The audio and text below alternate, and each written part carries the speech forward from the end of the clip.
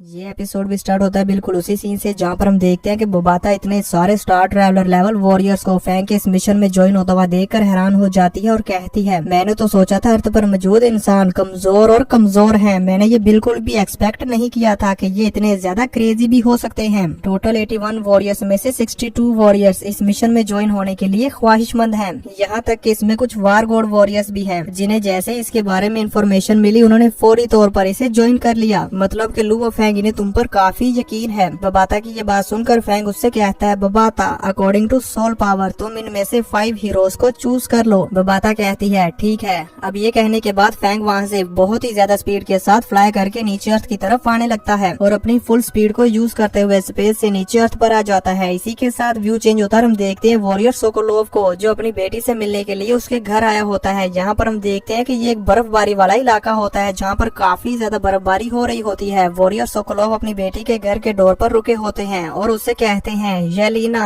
ये आखिरी बार है जब मैं तुमको देख रहा हूँ। मुझे इस बात का बहुत अफसोस है कि मैंने तुम्हारी मदर को इन मॉन्स्टर से बचाने के लिए अपना कोई भी घर नहीं बनाया। इसी वजह से ये बरसों से मेरे दिल का दर्द बन चुका है। इस बार मैं पैसिफिक ओशियन जा रहा हूँ गोल्डन हॉर्न बेहमूथ से लड़ने के लिए। क्या तुम वाकई ही आखिरी बार अपने फादर को नहीं देखना चाहती? यहाँ पर हम देखते हैं कि येलेना दरवाजे की दूसरी तरफ से वॉरियर सोकोलोव की ये सारी बातें सुन रही होती है, लेकिन वो इस पर कोई भी रिएक्ट नहीं करती। एल्डर सोकोलोव यूं ही काफी देर तक दरवाजे पर खड़े रहते हैं, पर जब वो देखते हैं कि येलेना अभी भी दरवाजा ओपन नहीं कर रही तो वो यहाँ पर काफी ज्यादा उदास हो जाते हैं और फिर वहाँ से जाते हुए कहते हैं, येलेना अपना ख्याल रखना। और ये कहने के बाद वॉरियर सोकोलोव वहाँ से चले जाते हैं। उनके जाने के बाद जब येलेना डोर ओपन करती है तो वो देखती है कि उसके फादर अब वहाँ पर नहीं है, वो तो जा चुके हैं और निशानी के तौर पर वो अपनी वाइन वाली बोतल वहीं छोड़कर चले गए हैं। येलेना उस बोतल को देखकर वहाँ पर काफी ज्यादा जोर जोर से रोने लगती है क्योंकि वो एक आखिरी बार भी अपने फादर को नहीं देख पाई। इसी के साथ व्यू चेंज होता है। हम देखते हैं एल्डर मू हेंडरसन को जो कि अपने घर में होते हैं और यहाँ पर हम देखते हैं कि एल्डर मू हेंडरसन अपने पूरे घर की साफ सफाई कर रहे होते हैं और साफ सफाई करने के बाद वो यहाँ पर अपनी फैमिली के साथ एक आखिरी डिनर बनाते हैं जो कि काफी ज्यादा डिलीशियस लग रहा होता है। अब जैसे ही एल्डर मू हेंडरसन यहाँ पर सारा काम कर लेते हैं और अपना डिनर रेडी कर लेते हैं, तभी हम देखते हैं कि उनके डोर पर कोई आता है जो कि वहाँ पर आकर डोर बेल बज जाता है। एल्डर मू हेंडरसन जैसे ही जाकर वहाँ पर डोर ओपन करते हैं तो हम देखते हैं कि ये कोई और नहीं बल्कि उनकी वाइफ होती है जो कि डोर ओपन होते ही एल्डर मू हेंडरसन के गले से लग जाती है और वहाँ पर रोने लगती है। एल्डर मू हेंडरसन भी यहाँ पर काफी इमोशनल होते हैं। इसी के साथ व्यू चेंज होता है। हम देखते हैं एल्डर लायन किंग को, वो भी अपनी फैमिली के साथ यहाँ पर टाइम स्पेंड कर रहे होते हैं। यहाँ पर हम देखते हैं कि एल्डर लायन किंग की पूरी फैमिली भी उन्हें अच्छे से अलविदा कर रही होती है और उनके आर्मर को उन्हें पहनाती है। अब सीन चेंज होता है। हम देखते हैं एल्डर ये साइड को जो कि मेरे ख्याल में यहाँ पर अपने ऑफिस में बैठे होते हैं और यहाँ चारों तरफ अंधेरा होता है। इन्हें देखकर मुझे तो ऐसा लगता है कि एल्डर ये साइड की कोई भी फैमिली नहीं है, वो अकेले ही हैं। अब एल्डर ये साइड यूं ही उस रूम में कुछ देर बैठे रहते हैं और कुछ सोचते रहते हैं। इसके बाद व्यू चेंज होता है। हम देखते हैं कमांडर जिया को। यहाँ पर हम देखते हैं कि कमांडर जिया अपना टाइम स्पेंड करने के लिए कैट्स के पास आए होते हैं और वहाँ पर उन कैट्स को फूड देते हैं। वो कैट्स भी कमांडर जिया के साथ काफी अच्छे से बिहेव कर रहे होते हैं। मुझे तो लगता है कि कमांडर जिया इन कैट्स के साथ काफी घुल मिल चुके हैं। अब इन कैट्स के साथ टाइम स्पेंड करने के बाद कमांडर जिया अपनी बेटी को कॉल करते हैं। कमांडर जिया की बेटी अपने फादर की कॉल को आते हुए देखकर उस कॉल को पिक कर लेती है और फिर वहाँ साइड पर जाकर रोने लगती है। उसको रोते हुए देखकर कमांडर जिया कहते हैं कि मैं जाऊंगा,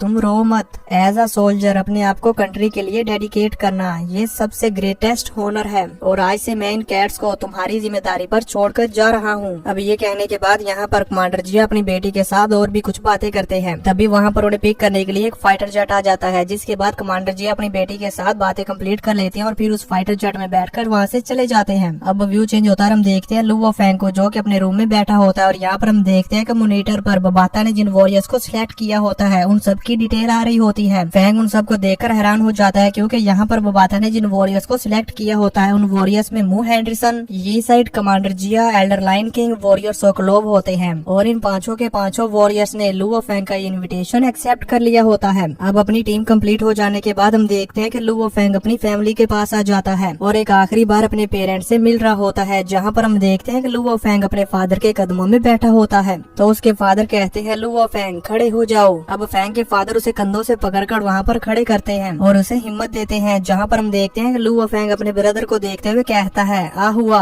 मॉम और डैड का बहुत अच्छे से ख्याल रखना। यहाँ पर हम देखते हैं कि फैंग को जाते हुए देखकर फैंग का ब्रदर भी काफी रो रहा होता है। अब इसके बाद लू फैंग यूजिन के पास चला जाता है और वहाँ पर जाकर उसे गले से से लगा लेता है और कहता है मैंने तुमसे शादी की, इसके लिए मुझे माफ करना। यूजिन कहती है अभी इस वक्त तुम कुछ भी ना कहो, मैं और हमारा बेटा आपके वापस आने का इंतजार करेंगे। यूजिन ये कहते हुए यहाँ पर काफी ज्यादा रो रही होती है। यूजिन की ये बात सुनकर फैंग हाँ में अपना सर हिलाता है और फिर अपनी हेवनली फॉरबिडन शटल पर वहाँ पर उन सभी लोगों को अलविदा करके फ्लाई करके चला जाता है। फैंग अभी वहाँ से जा ही रहा होता है कि तभी हमें यहाँ पर फैंग का एक फ्लैशबैक दिखाया जाता है जिसमें फैंग अपने बच्चों से बोल रहा था, मेरे बच्चों शायद आज के बाद तुम अपने फादर को कभी भी ना देख पाओगे, लेकिन मैं आप लोगों को बताना चाहता हूँ कि डैड आपसे बहुत प्यार करते हैं। ये कहते हुए हम देखते हैं कि फैंग अपनी फैमिली को छोड़कर जाते हुए काफी उदास होता है और फिर एकदम से सीरियस होते हुए अपना ब्लैक गोल्ड आर्मर पहन लेता है और फिर वहाँ से फ्लाई करके चला जाता है, क्योंकि फैंग को पता है कि कुछ भी करके मुझे अपनी फैमिली के पास वापिस आना है। अब यहाँ से सीन कट होता है और हमें पैसिफिक ओशन का सीन दिखाया जाता है जहाँ पर हम एक फाइटर जेट को देखते हैं जो कि पानी के ऊपर फ्लाई कर रहा होता है और ये सभी पांचों के पांचों वॉरियर्स अपनी अपनी फैमिलीज को अलविदा करने के बाद इसी फाइटर जेट में आ जाते हैं। अब हमें कुछ देर के बाद उस फाइटर जेट के अंदर का सीन दिखाया जाता है जहाँ पर कमांडर जिया इन सभी वॉरियर्स का वेलकम करते हैं। अब फैंग वहाँ पर आगे बढ़ते हुए अपने प्लान के बारे में इन सभी वॉरियर्स को समझाता है और कहता है नीचे का समुद्री फर्श कहीं से भी बेहतरीन नहीं है जिस पर मैं एतमाद कर सकता हूँ। आसपास के सी एरिया को भी साफ कर दिया गया है, यहाँ पर कोई भी मॉन्स्टर्स हमारे रास्ते में इंटरफेयर करने के लिए नहीं होंगे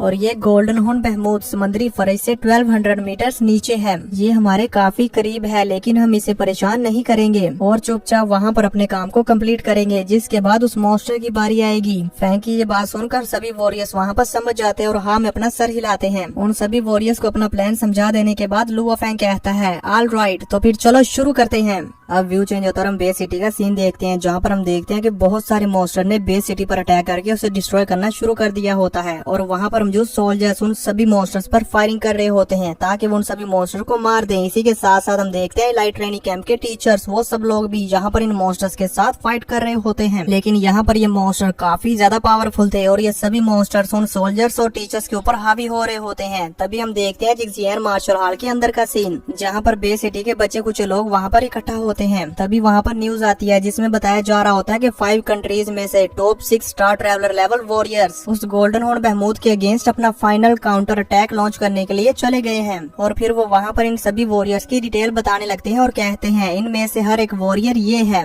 अमेरिका से सबसे स्ट्रॉन्गेस्ट वॉरियर मू हेंडरसन, यूरोप का सबसे स्ट्रॉन्गेस्ट वॉरियर ये साइट, वटेशियन का strongest warrior Lion King, Russia का स्ट्रॉन्गेस्ट वॉरियर सोकोलोव और हमारी हेक्सिया कंट्री से इमोर्टल हीरो कमांडर जिया जी। और फिर यहाँ पर वो न्यूज रिपोर्टर सबसे लास्ट में बताता है लुओ फैंग के बारे में और कहता है स्ट्रॉन्गेस्ट मेंटल मास्टर, इसके साथ साथ सबसे youngest genius Luo Fang. Luo Fang को न्यूज पर आते हुए देखकर हम देखते हैं कि फायर हैमर टीम के मेंबर्स वहाँ पर खुश हो जाते हैं और कहते हैं देखो देखो ये तो लुओ फैंग है, हाँ ये हमारा ब्रदर लुओ फैंग ही है। अब वो न्यूज रिपोर्टर कहती है आइए हमेशा के लिए इनके नेम याद रखते हैं। इसी के साथ हम देखते हैं कि लुओ फैंग की पूरी फैमिली भी ये न्यूज देख रही होती है। तभी व्यू चेंज होता है और हम देखते हैं 5 कंट्रीज के प्रेसिडेंट को। यहाँ पर अमेरिका के प्रेसिडेंट सोच रहे होते हैं मुझे डर है कि ये ह्यूमैनिटी का लास्ट चांस है। अमेरिका के प्रेसिडेंट यहाँ पर ये सब सोच रहे होते हैं। तभी दूसरी तरफ हम देखते हैं उस फाइटर जेट को जो कि पैसिफिक ओशियन के ऊपर खड़ा होता है। तभी अचानक से वो चलने लगता है और पानी के अंदर चला जाता है। अब हम देखते हैं कि ये फाइटर जेट ना सिर्फ हवा में फ्लाई कर सकता है बल्कि साथ ही साथ पानी के अंदर भी तैर रहा होता है, यानी कि ये यहाँ पर बिल्कुल सबमरीन की तरह काम कर रहा होता है। लुओ फैंग और ये 5 वॉरियर्स यहाँ पर अपनी अपनी कंट्रीज के फ्लैग्स भी लेकर आए होते हैं और यहाँ पर हम देखते हैं कि ये सब लोग इस गोल्डन हॉर्न बहमूद को मारने के लिए जा रहे होते हैं और काफी उदास भी होते हैं क्योंकि इन सभी ने अपनी अपनी फैमिलीज को अलविदा कर दिया है और उन्हें यहाँ पर ये नहीं मालूम कि वो यहाँ से जिंदा भी बचकर जा पाएंगे या नहीं। अब यहाँ पर इस मंदिर के अंदर यूं ही कुछ देर सफर करने के बाद हम देखते हैं कि ये अपने डेस्टिनेशन पर पहुंच जाते हैं और फिर उस फाइटर जेट के अंदर से बाहर आ जाते हैं। यहाँ पर देखने से तो ऐसे लग रहा था जैसे कि ये किसी पुरानी एंशिएंट सिविलाइजेशन पर आए हुए हैं और इसी के साथ ये एपिसोड खत्म हो जाता है। और दोस्तों यहाँ पर सुनने में तो ऐसा है कि ये एपिसोड इस सीजन का लास्ट एपिसोड है और इसका नेक्स्ट एपिसोड आगे आने वाले 2 या 3 महीनों में आ जाएगा। तब तक के लिए मैं अपने इस चैनल पर कुछ न्यू सीरीज को स्टार्ट करूंगा, तो मुझे उम्मीद है कि आप सभी लोग मुझे न्यू सीरीज पर जरूर सपोर्ट करेंगे।